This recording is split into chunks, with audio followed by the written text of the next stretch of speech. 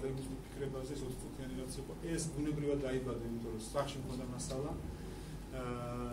ამის მერე მე მივხვდი რომ თქვა ქართული თემატიკის ირგვლივ დავიტრიალო, იმიტომ რომ უფრო მიადვილდება ამ ისტორიების მოყოლება, უფრო ემოციური არის, რაღაც სხვა დატვირთვა. ამიტომ დავიწყე ქართული თემების დამუშავება. ნიუ-იორკში მე მიხოთ უფრო თქვა სცენარი როგორ კეთდებოდა ჩემ შემთხვევაში. და ვიცოდი რომ ანუ სცენარი ჯობია მოიფიქრო გარემოში, სადაც კინემატოგრაფიული პოტენციალი არის. სიტყვაზე გმირი თუ ყავს მწერალი, ხო? უფრო რთულია მაგაზე ისტორიის მოყოლა, ვიდრე რომ იყოს მუშა იმაში, რა ქვია, ქარხანაში, სადაც ცეცხლები იფრქება და ბოლი გამოდის, იმიტომ რომ პროფესია უფრო კინემატოგრაფიული მუშას.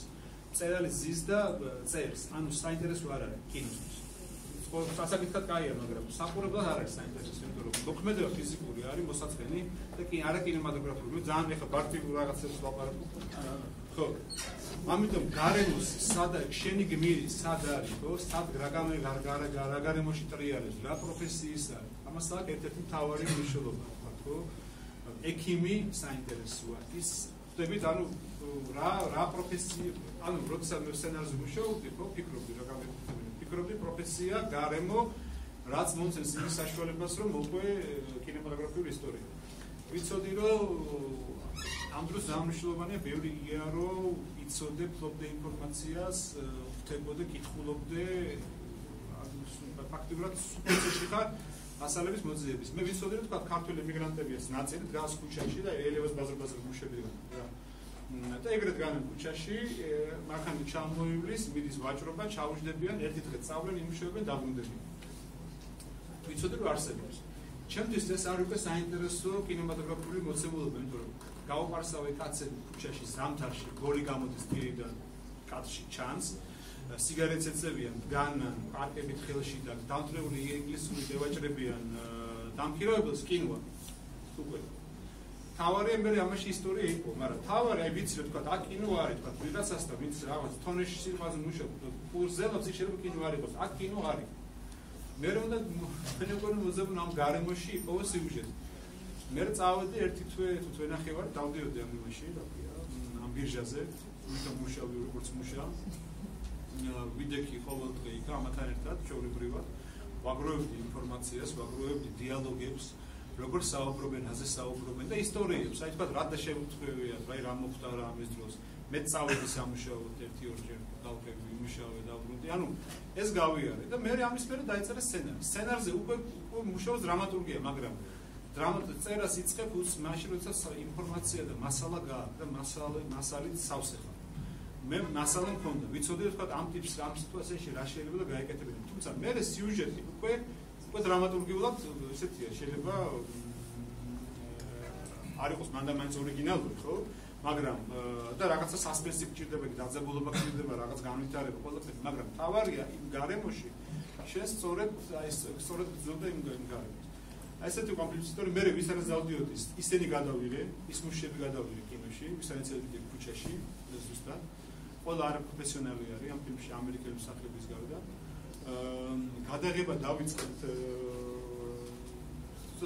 ცოტა რთული გადაღება იყო, იმიტომ რომ ვიღებდით ბრუკლინს, კონი აილენდი, არის ეგეთი უბანი ოკეანესთან და გადაღება რომ დავიწყეთ, დაემთხვა ყველაზე ცივი დღეები ნიუ-იორკის ბოლო 50 წლის განმავლობაში, რაც ყოფილა. იყო რაღაცა საშინელი ხილვა და თან ოკეანესთან ვიღებდი, ოკეანესთან კიდევ უფრო ცივად, ქარი უბერავს და საშინელება იყო, ხო და ნახევარი ჯგუფი რომ მოვიდა გადაღებაზე, მანქანა ვერ გადმოვიდა საერთოდ. ხო და თან მე მყავდა ეს ფული თითქმის არ მქონდა. ეს მუშები შეკრებილი, რომელსაც ფულს ვერ უხდით, ხო, რაღაცა საქართველოს კინო რაღაცა და წამოვიდა გადასაღება, წამოყრენ, მაგრამ ერთი დღე გაუძლეს. თან ლაპარაკია 15 კაცი, 15 კაციანი მასოკა მჭირდება ქუჩაში მის დღეს რა. 15 კაცი იქიდან მეორე დღეს გადაღებაზე მოვიდა 2. და დანარჩენი 7 მოვიდა სხვა. ვინც არ იყო, იმიტომ რომ იმათ ვინც პირველ დღეს მოვიდა, იმას მეორე დღეს უნდა სამსახური შეთავაზეს და დღეში $100 უხდიან. ჩემთან უნდა წამოვიდეს, გაიყინოს, მე ფულს ვერ უხდით, ვიღაც სტუდენტი რაღაც კინოს იღებს, მოკლედ.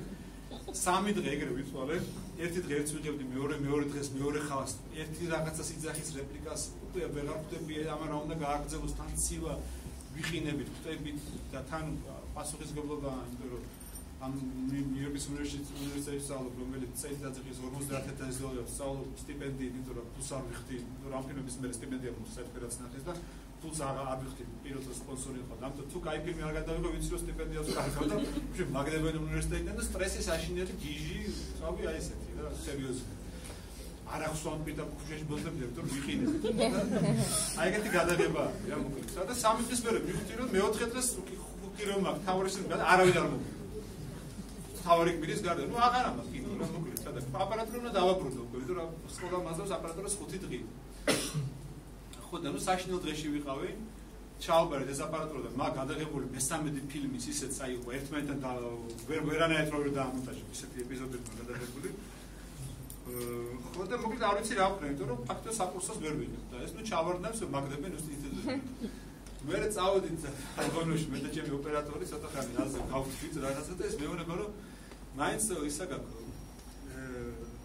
უკაცრავ დარხეული გაქვს ხო და მოდი ვახნათ ის რა მაინც გამოგაგდებოდა ფოტოაპარატით მანამდე ვიღებდით ეს არის 2005 წელი ფოტოაპარატი ჯერ არ ხმარობ კინოში ფოტოაპარატის ვიდეოს იმას არ ხმარობ კენონის PowerShot რაღაც მეხუთე ის ხო და მაგით ვიღებდით ნატურებს ლოკაციებს რომ დავდიოდით აი ადგილები გმირები რომ ჩვენ მე კოლექტივში რაღაცას უყურებდით და ხო და უცნაური გამოსახულება ქონდა 16 კადრიანი 24 კადრიანი 16 კადრიანი და რაღაც უცნაური ბინძური გამოსახულება ჩუჩქი და მაინც გამოგდებული ხარ და მოდი ამითო გადავიღოთ თელი კინო და აპარატურის ვიქიდებ ფილმის კიდით რო გამოვიდა აპარატური მაგის პული არა ვიდეოთი გადაღებო მაინც ვიდეო კარგი გამოსახულება ეკნებოდა და ამას არა, ამას ვიტყვით რომ ექსპერიმენტი იყო და არ გამოგივიდა და შეიძლება გამოძრებო რა.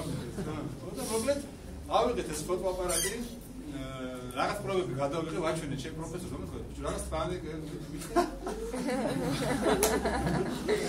ავიღე და მოკლედ რაღაც ცოტა რომ დათბა ეს ქართველებთან მე კიდე ნუ ერთი თვე ვიარეთ და ერთი თვის მერე უკვე ყველას თითქმის დამონტაჟებული მე ამ დროს ვეუბნები რომ ამონტაჟა გადაღებული არა კინო და წავიყვანე კიდე ესე და 3 დღეში გადავიღეთ თუ 2 დღეში რა ეს ყველაფერი რა იმიტომ პატარა აპარატიო გამნათებელი აღარ მჭირდება ხმა და ეს ბანკანი და აი ამ ხელა თავიდან ეს ხალხი რომ მოიყვანო ეს პატარა